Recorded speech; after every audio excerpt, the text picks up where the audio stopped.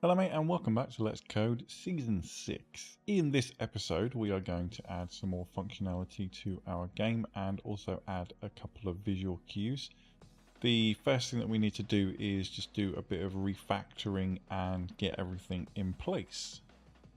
Now the first thing that we've done here is we've created a new property within our room class, and all it does is returns true or false depending on if our player position is in the list of exit positions. Now the get exit positions method is one we have yet to write. We'll get around to that in a moment, but there's quite a lot of refactoring that I want to do just to make our code a little bit less repetitive. What you will find is when you're writing code for any game, that you will start to use certain functions more and more often, and you will need to basically refine the way that you do it in order to minimize the amount of code repetition, which we're going to see in this video, for example.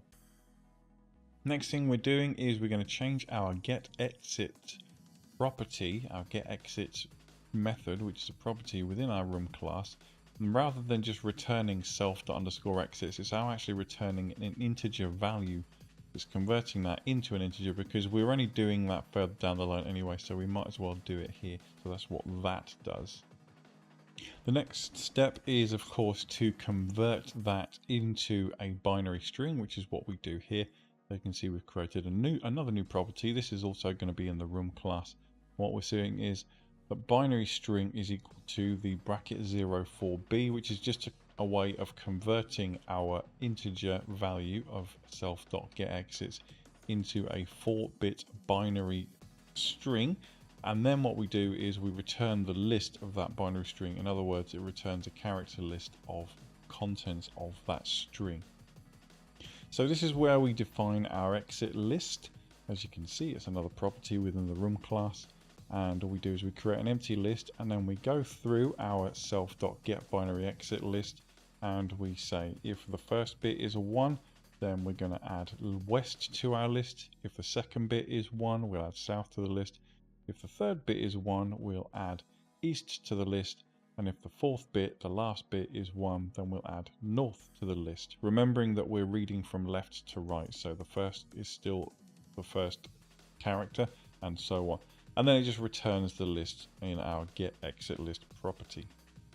Then what we've got is another property within our room class, and this one returns a list of all of the cell positions, all of the coordinates of the cells within our grid that are adjacent to exits.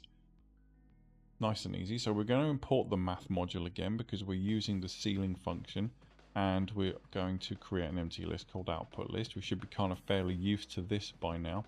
And then all we're going to do is we're going to say if the first bit in our getBinaryExitList is 1, then we're going to say that the y position of our coordinates are y divided by 2, in other words, halfway across the screen.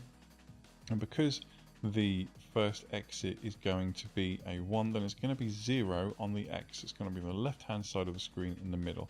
Then we're going to say if the second bit is a 1, that's obviously our south exit, so we need to set the x position of our coordinates to be halfway across the screen. And obviously our y coordinate is all the way across to the bottom, all the way down the screen. So the full length of the y size divided by -1 to make sure that the coordinates match up.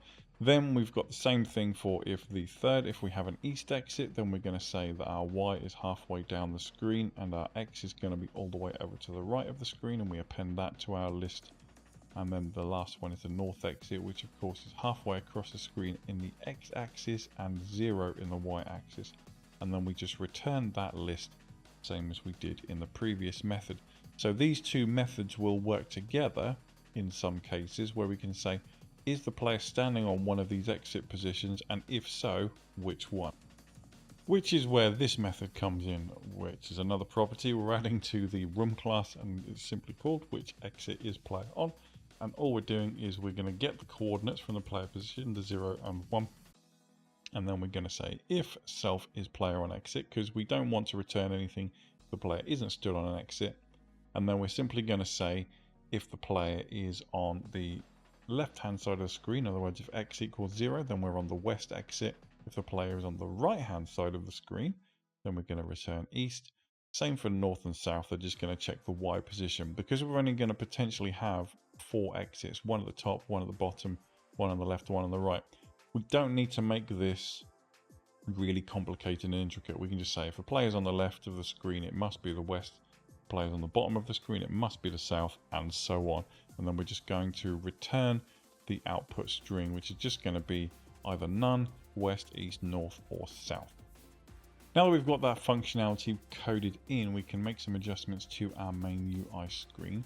And what we've got here is I've added a VBox, which now has text that shows which room the name of the room that we're currently in by using game.currentroom.getName and using the curly brackets and the dot format, which we've used several times before at this point.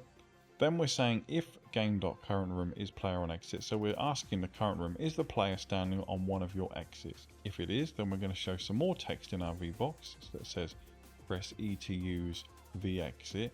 The curly braces again using the format, and now we're using the which exit is the player on to fill that string up. So if we're stood on the east exit, it will say press E to use east exit. And then we've actually got the key E coded to say key E action function name, and it's going to go game.exitRoom, and it's going to pass in the room exit that we are exiting. So what does the game exit room function look like? This basically is what it looks like. We've got a define method in our room class, the game class, sorry, I stand corrected, it's in the game class. And we have, it takes one property, room exit, and we create an empty vector, which is 0, 0. So if we were to add this empty vector to our current position, it would do nothing. Then we also take a spawn string, which is just a string, and we're going to say start. And if you remember, start was one of the other options that we had for our spawn player function we created a couple of episodes ago. Now all we're going to do is say if the room exit property that's been put in as an argument for this method is north, then the vector is going to be 0 in the x direction, -1 in the y direction. And we actually want the player to spawn in the south of the new room. If we go out the north of one room, we're going to spawn in the south of the room that we end up in. If it's not that, then we're going to say if room exit is equal to south, then the vector is obviously going to be 0 in the x direction and 1 in the y direction. In other words, it's going to move downwards. And if it's going out of the south exit of this room, it's going to spawn at the north exit of the next room. Same thing for east. We're going to say if room exit is east, then we're going to move 1 in the x direction and 0 in the y direction, and we're going to spawn in the west of the next room, and then the opposite of that for the west exit. Then what we're going to do is we're going to call the remove player function that we created in our room class in a previous episode, that just removes the player from the current room so that we can actually spawn in the next room, because otherwise things are just going to get very confusing. Okay, so we've removed the player from that room, and then we're going to say move the player using the vector. We're going to call the move position function within the player class, and we'll talk about that in a minute. And then once we've moved it from one room to another, our current room is actually going to change to the new room, which is again something I'll talk about in a minute. And then all we're going to say is spawn in the new current room wherever that may be. So it will put the player in either the north, east, south, or west entrance or exit to that room. So our move position function, this needs to go inside the player class as previously discussed. And all we're doing is we're creating a new x and y position. We're going to say x is equal to get position 0 plus vector 1. Remembering that our method, our matrix, is y dominant. So we actually need to put x to y and y to x here. So we're saying x is get position 0 plus vector 1. And then y is equal to get position 1 plus vector 0. And then we're just saying self position is equal to x comma y. And that will mean that our player will move rooms in the correct direction.